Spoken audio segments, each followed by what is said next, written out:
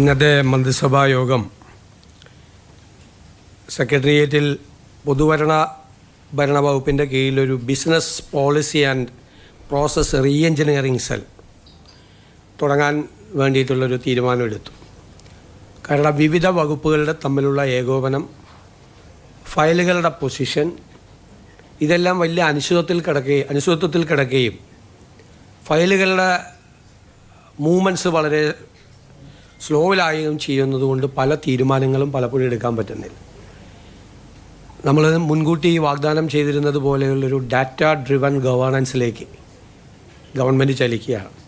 വളരെ വേഗത്തിൽ എല്ലാ വകുപ്പുകളെയും ഏകോപിപ്പിച്ചുകൊണ്ട് ഓരോ വകുപ്പുകളിലും നടക്കുന്ന കാര്യങ്ങൾ കൃത്യമായി അറിയാനുള്ള സംവിധാനം, അതാത് വകുപ്പുകളിലും മുഖ്യമന്ത്രിയുടെ ഓഫീസിലും ചീഫ് സെക്രട്ടറിയുടെ ഓഫീസിലുമെല്ലാം ഓരോ ഫയലുകളുടെയും പൊസിഷൻ അറിയാവുന്നതിന് വേണ്ടിയിട്ടുള്ളൊരു പുതിയ സംവിധാനമാണ്, ഏകോപനമാണ് വിവിധ വർക്ക്.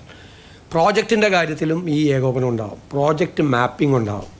എവിടെയെല്ലാം ഏതെല്ലാം വകുപ്പുകളുടെ കീഴിൽ സംസ്ഥാനത്തുടനീളം നടക്കുന്ന പ്രോജക്റ്റുകളുടെ മാപ്പിംഗ്, എന്തായിരിക്കും പൊസിഷൻ എന്ന് കൃത്യമായി അറിയാനുള്ള ഒരു സംവിധാനം കൂടി ഏർപ്പെടുത്തും. ഞങ്ങളുടെ പ്രാഥമികമായ പരിശോധനയിൽ കോടിക്കണക്കിന് രൂപയാണ് പ്രോജക്റ്റ് നടപ്പാക്കുന്നതിലെ കാലതാമസം മൂലം സംസ്ഥാന ഖജനാവിൽ നിന്ന് നഷ്ടപ്പെടുന്നത്. നേരത്തെ പറഞ്ഞതുപോലെ 100 കോടി രൂപയുടെ പദ്ധതി 2 കൊല്ലം കൊണ്ട് പൂർത്തിയാക്കേണ്ടത് 10 കൊല്ലം കഴിഞ്ഞാലും പൂർത്തിയാകുന്നില്ല. 100 കോടിയുടെ സ്ഥാനത്ത് 1000 കോടി രൂപയാവുകയാണ് 10 കൊല്ലം കഴിയുമ്പോൾ. റേറ്റിൻ്റെ വർധനവ്, കോൺട്രാക്ടറുടെ പ്രശ്നങ്ങൾ. അപ്പോൾ പ്രോജക്റ്റ് ഇംപ്ലിമെൻറ്റേഷൻ കേരളത്തിൽ ഈ ഖജനാവിൽ നിന്നുള്ള ചോർച്ചയ്ക്കുള്ളൊരു പ്രധാനപ്പെട്ട കാരണമാണ്. അപ്പോൾ കൃത്യമായി പ്രോജക്റ്റ് മാപ്പിംഗ് നടത്തി ഒരു പ്രോജക്റ്റ് പ്രോട്ടോക്കോൾ ഉണ്ടാക്കി, ഒരു അക്കൗണ്ടബിലിറ്റി ഉണ്ടാക്കി കൃത്യസമയത്ത് ഈ പദ്ധതികൾ തീർക്കാനുള്ള നടപടികൾക്കാണ് ഇതുവഴി നമ്മൾ തുടക്കം കുറിക്കുന്നത്.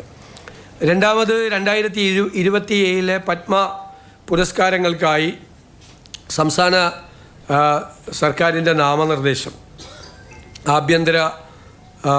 കേന്ദ്ര ആഭ്യന്തര മന്ത്രാലയത്തിന് സമർപ്പിക്കുന്നതിന് വേണ്ടി തീരുമാനിച്ചു. സാധാരണ പേരുകൾ പുറത്ത് പറയാറില്ല, ഞാനും പറയുന്നില്ല.